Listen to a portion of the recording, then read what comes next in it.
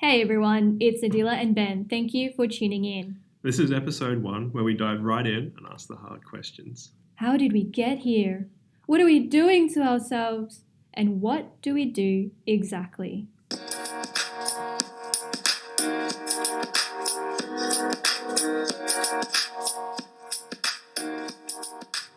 So, Ben, this is a great opportunity for our listeners to get to know us a little bit better. Why don't you start us off and tell us a little bit more about you, your background, and what year of your PhD you're currently in?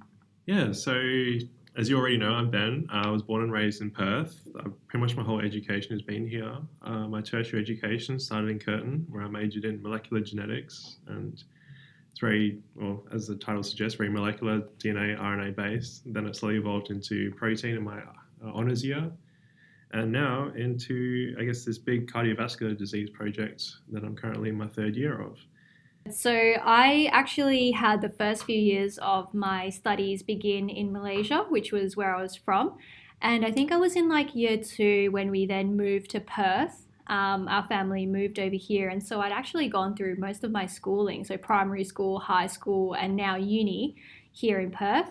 But I think definitely having the first few years of my schooling in Malaysia really kind of formed like a basis for my perception of education. Like I felt like it was just quite a big part of my life, and that it was very important for me to sort of be really good like at it. To progress that part of who you are. Yeah, exactly.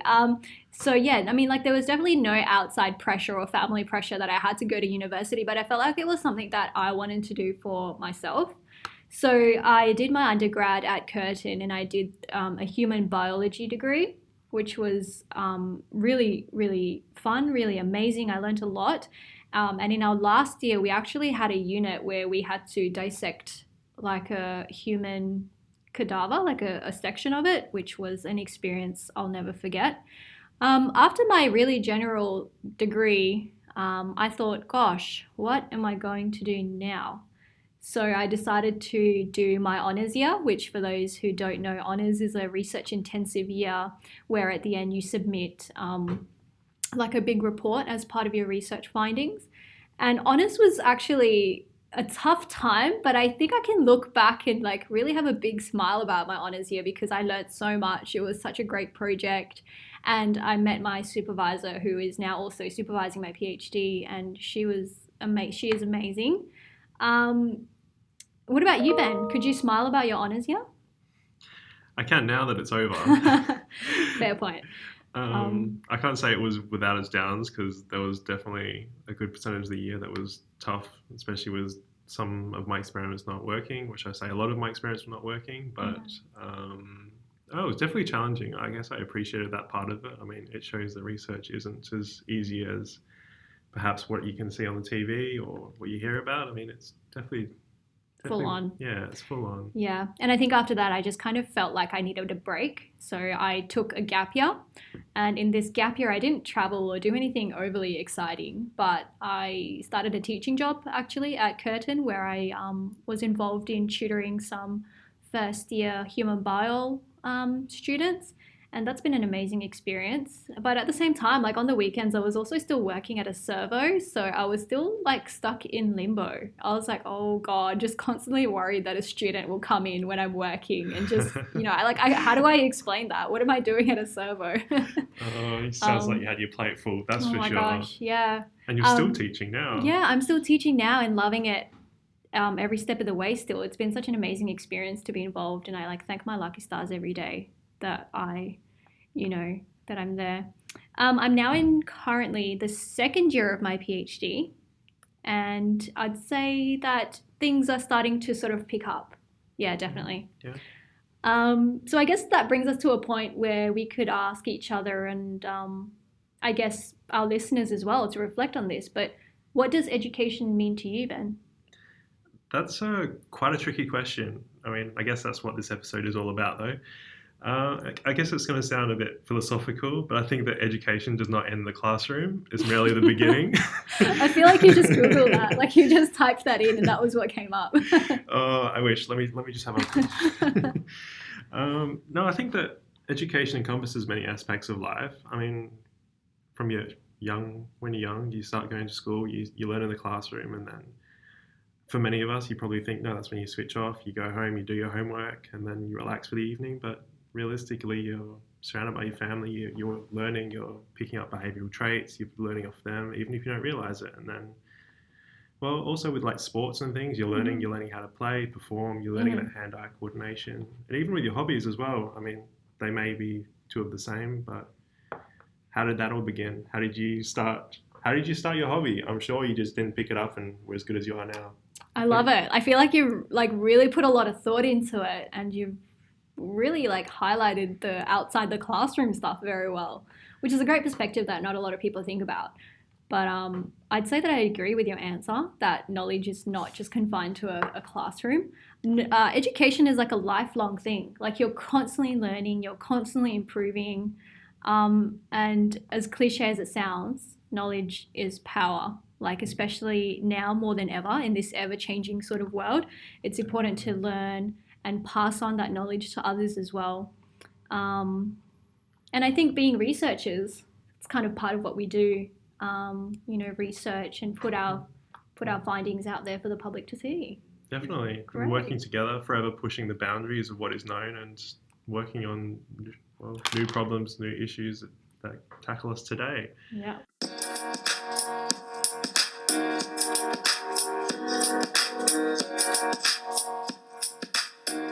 So Ben, while you were in university, like especially undergrad, did you switch courses at all, or did you graduate doing the first degree that you enrolled in? That's a good question. No, I switched. So Yeah. straight out of high school, without a break, I went in and I studied. I started with geophysics at Curtin. Geophysics. Yeah, Wow. so Super that's random. that's pretty far away from biomedical science and health and Yeah. people. I mean, rocks and physics, right? But Yeah. so yeah, I did geophysics for a year, and For a year. for a year, I mean, the geology was not great. The physics was okay. I found that interesting, Yeah. but I don't know. I guess when I started, I thought, no, I'm not so sure about the geology. But then they said there's not a lot of geology in geophysics. But then as it went on, I started to hate that subject even more. And even Yeah. though there wasn't a lot of it, it just the scale started to tip. So Yeah. I decided to take a bit of a break. I took 6 months, and then I actually did a bit of traveling. I went to Europe. That Oh, was amazing. nice. That was a good eye opener. And I came back and I was like, you know what? I'm gonna do molecular genetics. And Time to get back into that uni life. yeah, I mean, in retrospect, maybe it was good. Maybe I should have had that holiday sooner. But then, who knows? Maybe if I had that break earlier, I would have come back and done geophysics. And Yeah, then, exactly. No, I think yeah, I think we're exactly where we're meant to be right now, and whatever happened, you can't really look back and kind of regret it. Like it was meant to work out the way that it did. 100%. It was quite the journey. I Yeah, mean, no, but it's still actually learns. really Yeah. funny that you mentioned you did geophysics because I actually started off doing something completely random as well. Believe it or not, I started uni doing mining engineering. Oh my Like goodness. me doing engineering. I don't even know why. I think in year 12, I was just like thinking about the money trail. I was like, oh yeah, I'll go Mhm. work in the mines and, maybe I'll make a lot of money. And like, I only did mining for 6 months. I don't know how you did a year of it because in that 6 months, I was absolutely miserable. Like, Yeah. I was really unhappy. I was down. I felt really isolated, really lonely. And it actually went up to the point where I actually had to see a career counselor and be like, look, this is not something that I'm dealing with. I really need you to help me because I feel Oh really lost. I no. don't know what to do. And she gave me this quiz, right? She gave me this quiz, and it was like one of those ones you can find on the internet. Okay, okay. It was like, do this quiz and then add up your score, and then whatever you get will kind of guide your answer as to what kind of career or field you might be in. And at the time, I thought this was so stupid. Like, this was such a waste of my time. But I did the quiz anyway. And I remember, I think it was something like teaching that was like in one Ooh, of those yeah. squares, which, like we mentioned, that I'm kind of into now. So it's crazy to think that maybe, Yeah, it's like, if I had really sat down and thought about it properly after year 12, without having to go through that 6 months of a terrible time. Like, I remember telling my friends, I was like, guys, I'm switching out of engineering. I'm doing human bio. And they were like, why didn't you do that from the start? We totally didn't see you as the mining type. And I was like, why didn't you tell me this? But I think it was one of those things Um, that everyone could see before you could see yourself. no, Like it definitely. took you making that mistake for you to realize. Yeah. So did human bio come up as one of like the quiz results, or was it just Yeah, teaching? And no, was it was like, just like teaching in general, but I think human bio was a great start because I was quite good at it in high school. So I was like, do something you're good at. And oh, yeah, I like should have done it pretty much straight away, like you said. oh, But anyway, who knows? so So we're both like two PhD students. And for those who aren't sure, a PhD is part of a postgraduate degree. Ben, do you want to chime in and tell our listeners a little bit more about what a postgraduate degree is and what a PhD is? well, I actually googled this one because I wasn't sure how to best define Yeah, it. don't tell our listeners the wrong thing. So PhD, it's a postgraduate degree, as Adila has already mentioned, but it's awarded for the submission of extensive and original research in their chosen field. It is very much that, though. It is a bit misleading with its title, like Doctor of Philosophy. Well, try to say that 10 times fast. Um, when you receive your PhD, you're rightfully a doctor of your field, but not a doctor most of you would think of, like a Yeah, GP or your don't hospital. ask me to save your life. We may be able to sequence your DNA, but that's about it. But yeah, not everyone with a PhD studies philosophy either, unless you choose to, of course. But that's another topic for another day, maybe. Yeah, and I think it's also important to note that a postgrad degree does include a master's as well.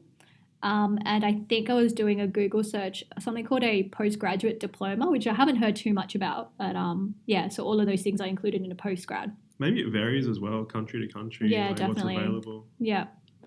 Um, And now that we know what it is, why did you decide to do one?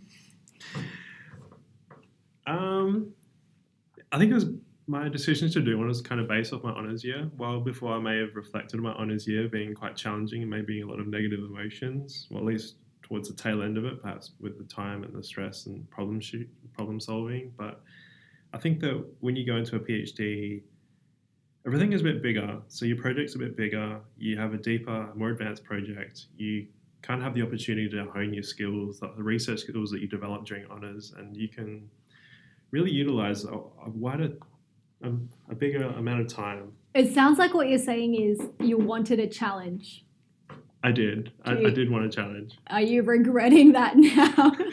I'm right now. I'm wishing I had less of a challenge. Yeah, it's like a mountain. You kind of put all the effort in to climb, and then you've got to come back down. But coming down is always the easy part. Definitely, you can't gauge a project for its difficulty at the beginning based on the title and description. Yeah, definitely. But I think in the beginning you sort of try and wrap your head around what it is actually you're doing, 100%. and then by the time it hits you, you're kind of in the middle or towards the end, and you're like, okay, I may as well just finish it. Yeah, no, that's it. Anyway, yeah, I think for me, I decided to do one because I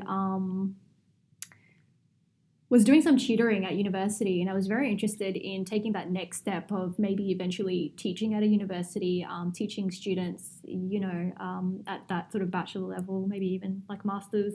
And I think to do that these days, it's very competitive and you need to have a PhD. So I kind of saw this as a step that I eventually would have to have taken anyway, kind of like a bridge to get from point A to point B. Whether that actually happens, like getting a job at a university as an academic or a researcher is actually quite competitive. And now with the sort of funding cuts going on, who knows what's going to happen in the next few years. But I guess that was why I started. Pathways, opportunity. Yeah, but I mean, like we set. can't predict the future, so never say never. I'm trying not to be too negative, but if it happens, it happens. But I'm very open if other doors kind of come up along the way as well, in terms of career options anyway. What are your goals now that we know why we started? What do we hope to kind of achieve or by the end? Well, this is going to maybe sound a bit funny. Going into a PhD, I just wanted to come out the other end and get a job. Come out the other end like alive. Yeah, come out, yeah, alive and with employed. Yeah, that would be good. But now, like, to come out, I don't mind so much where I end up. Like at the moment, I'm probably more open to postdoc career options than I was at the beginning. Like I just want to make a difference no matter where I end up, contribute an idea or a method or something, and hope that it makes a ripple effect in whatever field that may be. Yeah, definitely. And I think like onto that note where you were saying you wanted to contribute an idea. I mean, like when you submit your thesis at the end, isn't that sort of submitting your idea that you've been working 4 years on, like out in the world? It is yes and no. Like, I feel like the idea is partly born from your supervisor's mind, and you've just developed it, made it, maybe pushed it to another level. So you want like your own thing out in the world, your own idea. Perhaps. Yeah. Maybe. Okay. Watch this Yeah. space. Yeah. What about you? What are your goals for your future after your PhD? Yeah, no, like it changes every day, but at the moment, it's got to be early retirement. Like that's what I'm. No, I'm kidding. I think for me, it sort of links a lot to why I started in the first place. I think getting a teaching job would be ideal. But I think at this stage, maybe because I haven't really been out there, working, I kind of still maybe have this naive outlook on what I want my life to be like at the end. But I think if I can somehow merge all my passions together, so, human anatomy, teaching, some travel and some science communication, communicating that research and those findings to public, then I think if I can merge all of those together, that would be like an amazing sort of end goal, That whatever. sounds like Sort of, you. yeah. That would be amazing. Then you really wouldn't work a day in your life if you combined all of those passions together. Out the window goes that early retirement, I eh? know. But anyway, we'll see.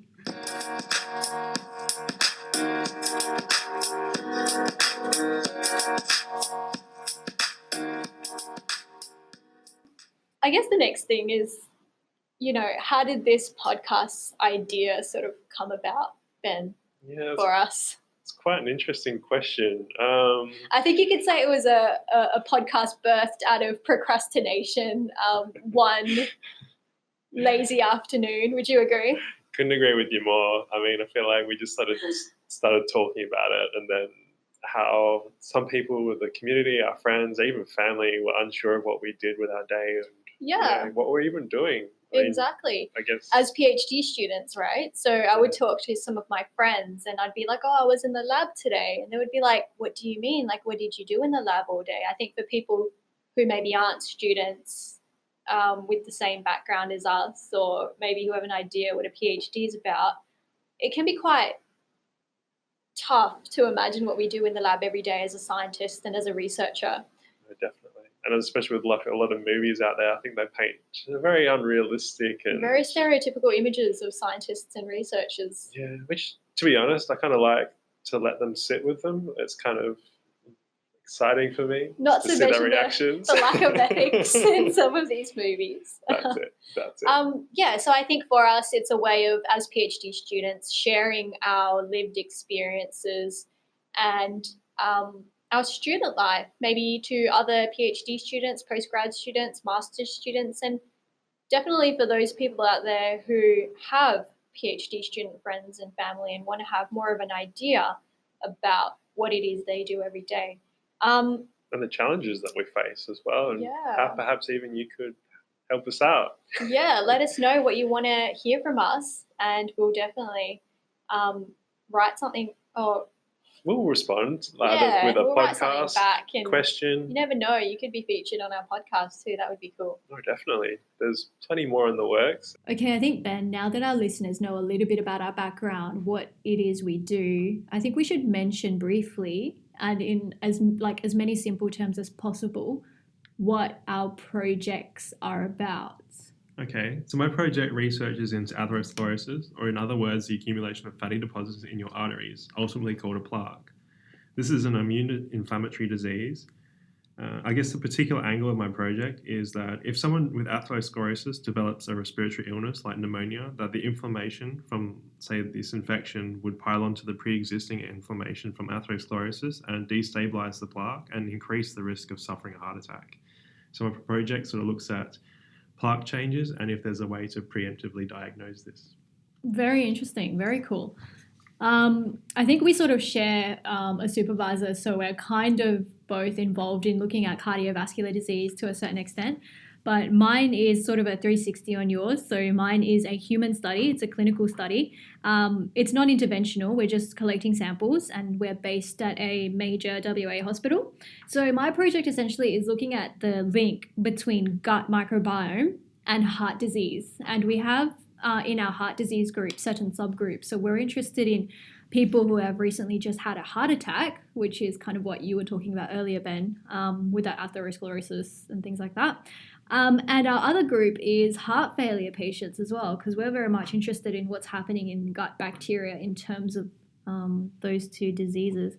So essentially to do this, we recruit, well, by we, I mean I recruit the patients at the hospital and I collect 4 different samples from them. So I collect a saliva sample. So they spit into a cup for us. We scrape some dental plaque off their teeth because studies have shown that dental plaque is and gum health is linked with heart disease.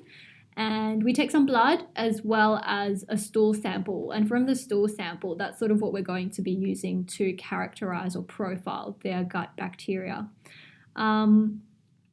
Essentially, we follow them up as well in 6 months' time to do the exact same sample collection. And we want to see whether in that 6 months from the first time they were initially in hospital, whether there have been any changes to their gut bacteria, their gut microbiome.